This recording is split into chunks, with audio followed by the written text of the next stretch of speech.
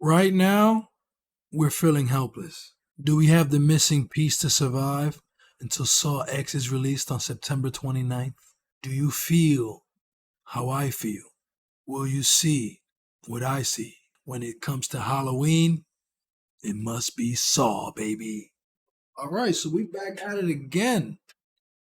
I'm here to respond to a few comments that I've seen in my latest videos about Saw X, and shout out to NMW567, shout out to PandaHead602, and shout out to DJTS1991.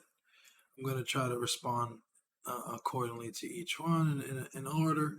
Try to keep it pretty simple. Unlike the other ones, I'm not gonna give a long soliloquy to start. We're just gonna get straight into this, baby. So, my man NMW567 corrected what I said about the Mayan calendar. I was actually wrong about that, and I'm glad he did correct me. He stated exactly that's modeled after the Aztec sunstone.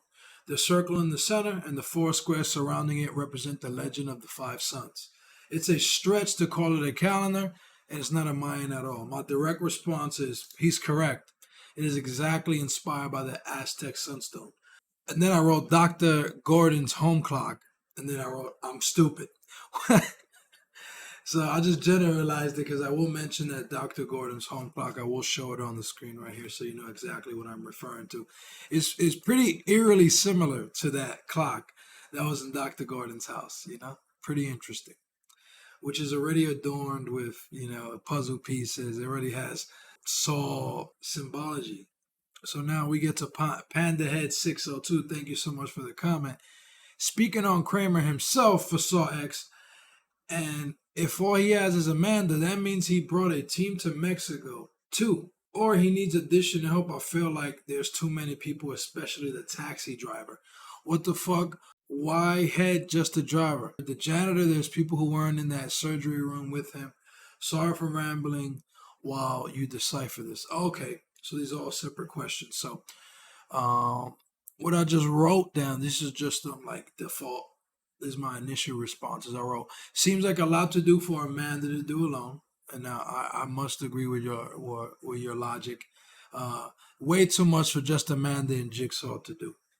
Uh, so that's why I would ask, can Abby make an appearance? We don't necessarily know when Jigsaw made that connection with Abby, and it would kind of be cool to actually see that come to fruition and actually be pivotal to their relationship. And maybe that's why Abby was doing these things. All I know is that would be awesome to see him working for Kramer in some sort of capacity. If it's not meeting Abby, mentioning him, or maybe knowing that he got him from his connections to this game. And we'll see about that one. But further along, you say the taxi driver. Right, they even go all the way. Well, it appears that they're going after the taxi driver, right? Which is crazy. I don't know who's the opening scene. Maybe the opening scene is the taxi driver that you're referring to. And then the janitor. Oh, the janitor is the one with the eye suction trap. So yeah, you're right. It's very interesting why those two people who are not necessarily a part of the game or part of the scam surgery, why they're part of the game, right? Technically, they're not. They're innocent bystanders, you would presume. Especially the taxi driver. You wouldn't think he's in cahoots with the scam artist, but maybe he is, and we will find that out. You have to think about the janitor, especially if these surgeries are scams. What is a janitor going to be there for? What is he going to clean up, theoretically, right? Maybe there's not really things to clean up besides, I guess, the surgery room. But hey, a janitor could be a legitimate job there too, because you do got to upkeep the rooms where these procedures are taking place. They need to be upkept to a certain degree so people, believe it to be an upstanding hospital of sorts. So yeah, just to culminate that response, I would say that the janitor may or may not actually be in cahoots with these heads, because if there's not really surgeries taking place, and maybe they have to come up with some sort of debris to show that sort of thing, or um, So I don't know. I'm kind of 50-50 on it. I think the janitor could be in cahoots. They could have hired a janitor to keep it at least looking legitimate, you know? Well, you're absolutely right that there's way too many people for just Amanda and Jigsaw. So if and we saw someone in the bathroom, I presume that would be Hoffman. But it absolutely could be Dr. Gordon. It could be somebody else, of course. But if Hoffman's not in Mexico, well, he's in the United States, so he's not very much directly helping them here. Maybe Hoffman's with Abby in the United States doing something else, and maybe there's something to do with Abby. So now this long comment by DJTS 1991, which I absolutely love, to be quite honest. Let's get straight to it. I love how the community is diving through the movies now in preparation for Saw X. I'm rewatching them all at the moment. First time I've done it in like a decade. LOL. Here's what I think. Remember at the end of Dark Knight where Heath Ledger's Joker effectively tests the entire city of Gotham, pitting civilians against prisoners? Feels pretty big, huh? High stakes. What if Kramer wanted to implement something similar? We're going to add more additional comments, but this is my direct response to this. Very interesting. I could see a situation where people who cherish their lives are pitted against those who don't appreciate theirs. What you are describing sounds like what William Emerson wanted to create, but not just towards police officers, but criminals versus civilians. I believe it would be a plan that has not been materialized quite yet, but has been left behind to be put forth. I saw a photo of Dr. Gordon's home clock that is eerily similar to the Aztec stone calendar. So, was this plan handed off to Dr. Gordon? Well, I love where your mind is taking you. That does definitely sounds like a grand plan, but I don't necessarily believe that Jigsaw's philosophy matches the one of the Joker. Right? Jigsaw is more like he wants to test people's will to live. They're missing survival instincts, and this is why I place those who cherish their lives are pitted against those who don't appreciate theirs. And it could also be I later down the road. Let me see if I could find it. Uh, Maybe you can pin those who are willing to test their survival instincts versus those who refuse to. So his whole premise is that some people are missing the survival instinct, and through these tests, you will either, you know, die, succumb to the test, or otherwise pass the test, become a better person overall, and finally fill that void of the survival instinct. So it would be an interesting dichotomy and an interesting back and forth to have people who may or may not know they have the capacity to survive versus those who absolutely have the confidence that they will, you know? Because confidence is a huge key, but confidence is not going to make you overcome an obstacle that's over your peril, right? So if you're 125 and you stuck with a guy as big as Xavier from Saw 2, well, you better find a weapon. You saw someone equally his size, even better skilled, Erdem. Are you willing to get as grimy and dirty as Xavier? So it's a very interesting situation where you could find people who you wouldn't otherwise know because they're maybe behind the cubicle, they're working at Family Dollar, they're nurses, they're normal folk. That haven't been tested, and I think that's a huge element to Jigsaw's whole crux is that in this modern society, people don't have to utilize that survival instinct. So to have people who definitely have the confidence but have to prove it, of course, versus those who don't have the confidence but may have the potential to survive is an absolutely wonderful idea. So we could kind of mix your theory and my theory together. I think they could come up with something grand and divine with that idea. Do I have anything more to add to that? as we further go along, I think there's going to be more connections. So originally, before any of this started, Jill had her clinic, and John was an engineer. This is right back to his comment. Buying up apartment buildings, I would assume for the less fortunate. Maybe they had a very romanticized view of helping the city's lower class. And then Gideon died, and he was diagnosed with cancer, and then he attempted unaliving himself, all within a relatively short time period. However, I don't think that switch in Kramer's brain suddenly clicked on, and he became a borderline serial killer. Response, and I will add further comments because what you said originally before the start, Joe had a clinic and he was an engineer. Maybe he did it for the less fortunate. Absolutely, the fact that was very much the implication in that scene with Art Blank and Jill. He said, "Oh, we got low income families ready to move in right now." So absolutely, that was the target audience of those. Almost sounds like he may have some connections to the government. Housing, huge connections to the government. So does Kramer have any connections to the government? And it'll be very interesting if we ever find that out, because if he's involved with architecture, he's involved with infrastructure, so to speak, and he's involved in engineering. That's all relevant situations when it comes to building a city, building apartments, building complex. And usually when it's for low income families, there's some Section 8, for example. Just to give you a practical example, I'm wondering if he has any sort of government connection, if that's even relevant at this point. But if we are talking about your grand design, my man, it definitely could be. So directly what I wrote was, I totally agree with you. In CZ's World's latest video, it alludes to those events happening in 1995, or at least in that decade, which would be about 9 to 10 years before the events of the bathroom game. About 9 years before the bathroom game.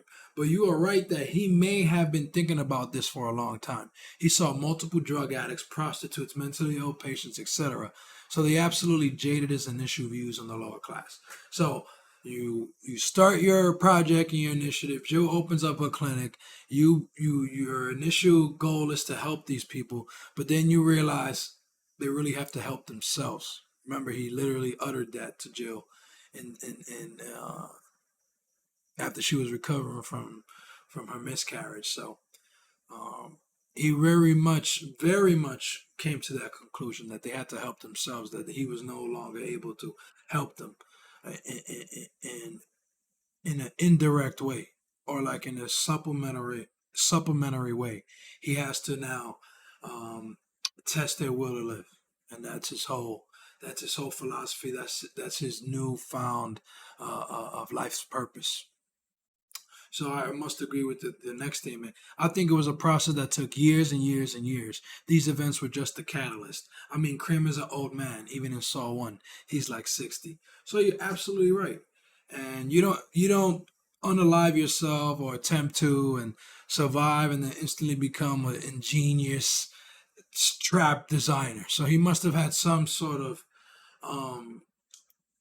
ideas for these traps. I'm not too sure if this is like his life's work, if he was if he wanted to be a comic book artist, or maybe he wanted to be just a painter, or he wanted to, you know what I'm saying? He wanted to make puppets, something in the creative realm, I could imagine as well, because he's a very creative guy. So that obviously is his life's work. You know what I'm saying? So I absolutely believe that those were definitely catalysts, but not the source of his motivation. That could have been, like you said, initiated very early on, and these were the catalysts that fully activated that sort of mind state and that goal. So my direct response is, his age plays into a man who has turned resentful towards people who harm themselves via self-harm, drug addiction, criminal activity, and much more other ways after trying to help these types of people for a long period of time. They have to help themselves, he uttered to Jill in the hospital. The missing piece, the elusive survival instinct, has been dormant due to a myriad of different reasons. In a relatively advanced but ultimately anchored society, you will find that the survival instincts won't be utilized to the ends that they would need to be if in a lower standard of living. Kramer wants to rekindle the survival instincts that has pushed societal advances forward throughout history. Zero survival instincts equals a dormant society. So if you could look at this very practically, you could see that if you have a dependent society that's not really prepared to survive, especially when we're talking, let's say, government obsessed, or like you're beholden to the government dollar. Um, you are not prepared to survive on your own, and I could speak on that because I work hourly, and if I lost my job now, I would have to depend on the government. So I'm not prepared for survival. There's some people that could lose their job today, and since they made some smart monetary decisions, they don't necessarily have to be so desperate and move on to the government. They can rely on some of their other earnings and some of these other products. Some people got multiple incomes, so your will to survive will get you to a higher place. But carelessness, and I will get onto this, and you refer to this when it comes to the buildings, creates creates destruction, and this is what you see in real life in a lot of cities like New York City, San Francisco, a lot of cities. You just see that Detroit, Chicago, you name it. A careless city is a dirty city. A careless city is a damaged city. A careless city is one without infrastructure. Just seen a video. New York City got potholes. You can see the bottom of the sidewalks, and this is Manhattan. So um, very much so. What you're speaking on is very much true. And then the next thing you say is you look at virtually every building in the Saw series. Yes, the films themselves had a small budget, but the buildings are old, falling apart, and somewhat clinical in appearance. Warehouses, their homes, and even the police departments. It doesn't look like a nice place to live. The system is fucked. So that's exactly what I was trying to speak on, is that if you're a John Kramer, you're literally a creator. That's what he does. He sees a pot of land and he can create a blueprint to actualize an infrastructure. He literally creates. So to see his creations get vandalized, destroyed because people want to do drugs and people want to have sex and they want to sell those values. He absolutely came to the conclusion like, man, these people not only are unhelpable, especially in this way, but the only way is if they're tested with their will to survive. That's um, his literal mind state. So I wrote directly, and this is really cool, and I could speak to these things directly with my own life experience in the inner city. Saw has underrated social commentary that never feels overhanded or political. The franchise has touched on police brutality and corruption, insurance fraud, medical malpractice, housing abuses, infrastructure negligence, etc. The last one listed being a huge melting pot, pun intended, that helped formulate the city's aesthetic.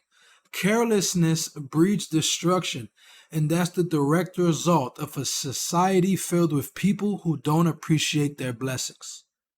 So if you look at, for example, a city in Japan, Tokyo, the population is even grander than Manhattan, even more crowded. You should see some of these crowds. It looks ridiculous. I don't know how anyone can even drive in Tokyo.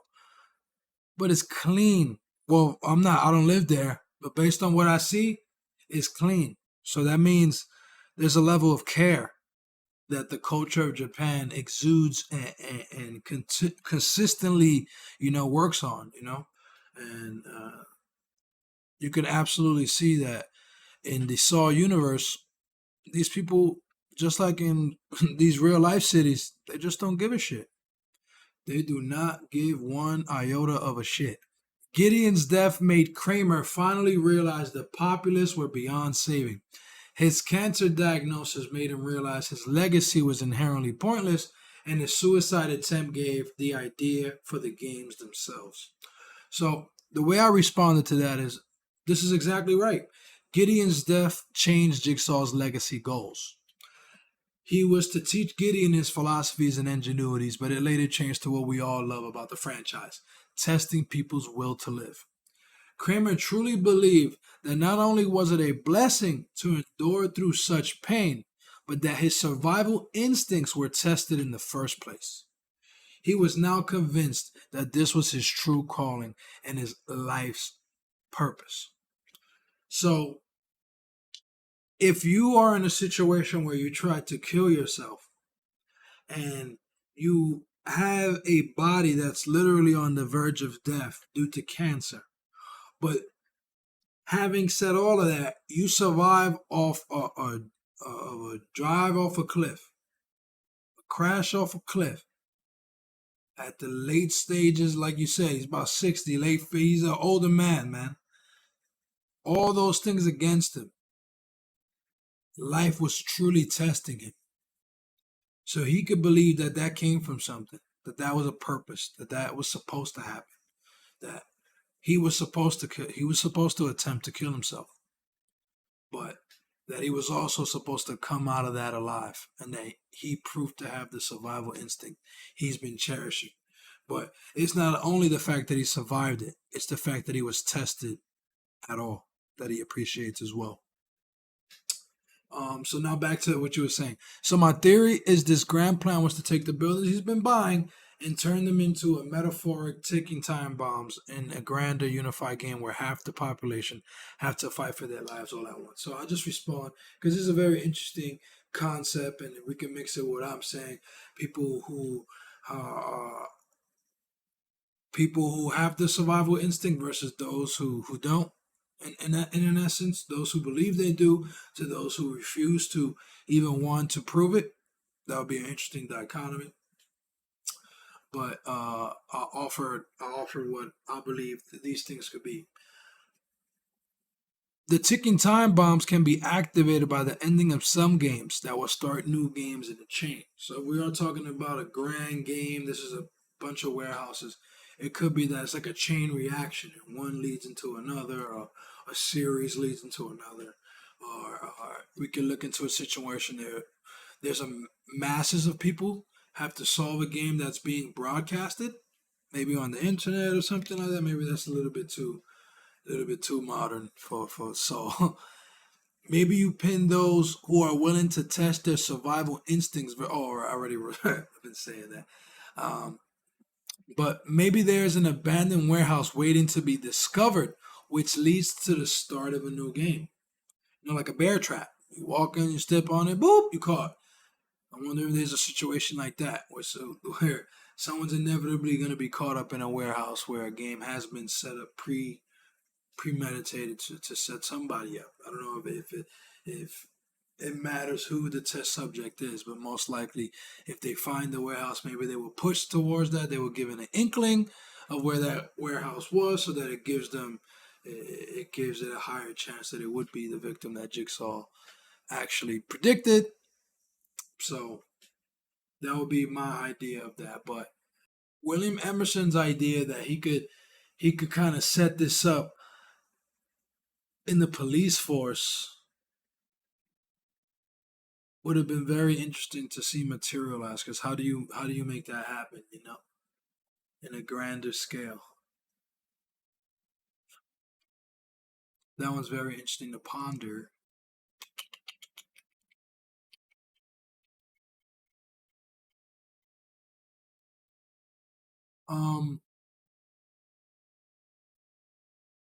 So I kind of like the idea, but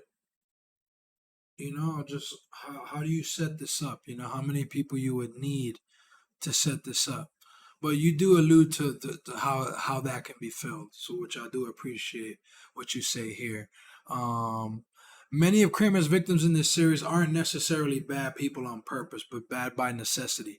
I think the point of this grand game was to shift public consciousness and provoke action. After many, many years, I imagine his followers would have created something akin to a cult at this point, which with members in politics and various other sectors. That's pretty logical. I could see exactly where you're coming from because spoilers for Jigsaw. They confirmed this in Jigsaw that an online website called JigsawRules.com was created and it has amassed a cult like following. And it's not Jigsaw rules like Jigsaw's fucking awesome, which he is. So Jigsaw does rule. But Jigsaw rules is alluding to a code of conduct, ethics, actual rules. And this is actually the antithesis of what Jigsaw was to Amanda and Hoffman. He was guided by rules, actual rules. And Hoffman and Amanda would bend and distort these rules. And I'm sure Jigsaw, to a certain extent, due to survival, he kind of set up tap and sing when they were trying to catch him. So they're not necessarily um, horrible people, right? To try to stop someone who's putting his hands on the law, his own hands on the law, his own rendition of law enforcement out there, but a lot more gory. Oh wait, maybe just as gory. It's crazy out there. Um, so another horror movie I recommend is Candyman, the latest one, the remake, because it's absolutely eye opening. I just seen a video again. I don't know where it was. I believe it was New York City, where a cop is laughing, literally laughing at the death of a 26-year-old Indian woman who was a grad student and was laughing it off, alluded to, oh, just write a check off and that the life is limited. So yeah, law enforcement corruption is absolutely something that I do like to see touched on. So it never really does it to a point where it feels uncomfortable or distracts from the story, but it becomes like a huge element, and it brings it into the story very, very comfortably, just like the medical corruption, and a whole bunch of examples. And then I think this grand plan's execution won't be realized in Saw X, but I do think it will be heavily alluded to in this movie. I also foresee more infighting cult participants. I love that last one too because that would match with the grander plan. You're gonna need a whole bunch of accomplices, but an accomplice seems like one person, right? An accomplice seems like a relatively small amount of people. You're talking about a mass of people, like you said. That's a cult at that point. That's not. It would be underestimating it to call it a group, so or accomplices, right? So like, it would definitely would need a cult like participation. It would need that level of volume in order to actualize this plan that's this grand, right? How do you put all these people in a plan? Boom, boom. So interesting though, if the call participants, like you said, are gonna do some infighting, the infighting is gonna be involved. That maybe some of these cult leaders don't want to be tested, and that's a huge element. That is the element to be a Saw cult member. You have to have the will to survive. So, if this infighting is the catalyst of this infighting is the fact that some of these cult leaders don't want to be tested and they don't want to prove that they have the survival instinct, well, they get instantly banned. Maybe there's that, the cult leaders versus those who the inside the cult. So it's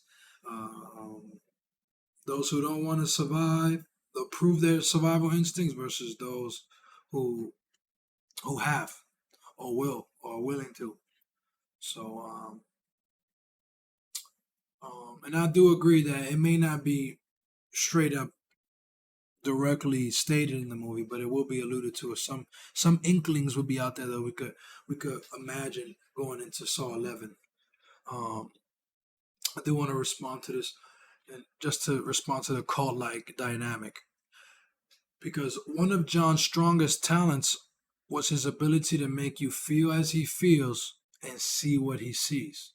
He is he is extremely convincing with his philosophies.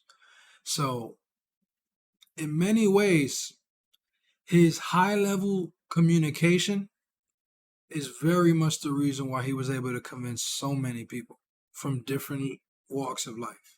And he's having conversations, philosophical conversations with insurance reps, William Easton. And then he's convinced Hoffman, although most of it was through blackmail.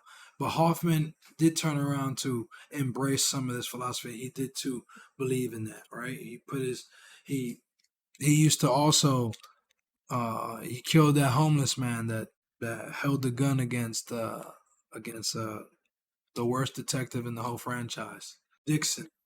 He knows how to fully express his thoughts, and he knows how to get people on his same accord. And he's seen enough to navigate a whole bunch of narratives. So I got some bonus questions. Thank you so much for all the comments. That was awesome. I very much appreciate it. But I got a very much interesting question. I haven't seen anyone ever mention this ever. If you have, that's very interesting because I never heard this before. But did Jigsaw store each puzzle piece made out of flesh to create the grand puzzle or a grand puzzle of sorts? Like he used to cut off a piece of all his victims. But were those ultimately supposed to be filled? Right? You know what I'm saying? Were you supposed to build something with that?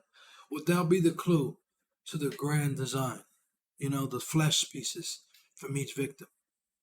You know what I mean? One thing I'm definitely sure of, no matter if they are grand plans or no grand plans, we would not know though. We would not know because he would definitely have hid it from Hoffman and Amanda. And it could definitely be that those a part of the secrets that Dr. Gordon was given in the end of seven. So he wouldn't have told Hoffman and Amanda about his grander plans. I believe, like I said in my last video, they distracted him from this grander plan, if there is one. And I do believe there is one, but we just don't know. I don't know there is one, but I believe there is. So this is what happens when you've seen all the Saw movies hundreds of times and you're beasting for Saw X, but you don't want to watch any trailers. You get crazy with it. You get funky monkey with it. So I see that little android, and the creator looks pretty awesome too. Comes out the same weekend. So I thought that's what it was. It was a mesh of the creator and Saw. Like they made the Paw Patrol, the Saw Patrol. So they were gonna make the creator, the Saw creator, combo. But that wasn't the case. But that made me think of something. Is this far fetched or is this a semi natural evolution of what we've been seeing? There's so much information, so much work of Jigsaw, right? Could they make an artificial intelligence based on all of that? They have his DNA, they have a bunch of his actual academic literature. They have, of course, all his buildings and the blueprints, I presume, to those buildings. They have all his tapes and his voice. So they have. I would assume they have enough information to create an AI of sort.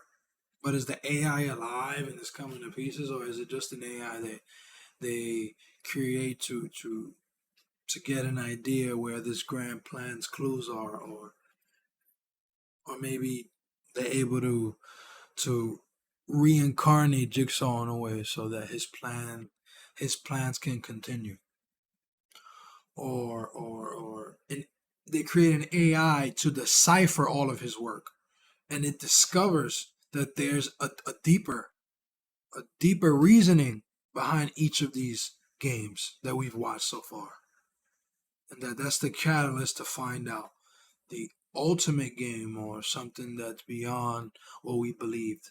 So does AI play a role? I saw some people talking about time travel. That's absolutely ridiculous. If time travel ridiculousness in the Saw franchise is like a 13, which I believe is a 51, AI is like, I don't know, AI is about a 10 in ridiculousness, but I could also see I don't know, I can't even give a percentage of how I could see that working, but that is a possibility that AI plays some sort of role in deciphering a new plan or is able to reincarnate some sort of, hidden message about Jigsaw or of anything like that. So This is another long one. I hope you had a great time. I sure did. I could talk about Saul forever. I can't wait for the September 29th. I'm so glad you guys been commenting. Whoever is watching this that's brand new, you want to comment, I will make a video responding to your comment. So please be confident. If you're gonna bash something I said, bash it. I don't give a fuck. This is horror, baby. I ain't scared of your criticism. Nah, but yeah, I want to hear your your theories, and I know you can't wait, just like me. So have a great day, and I'll see you next time.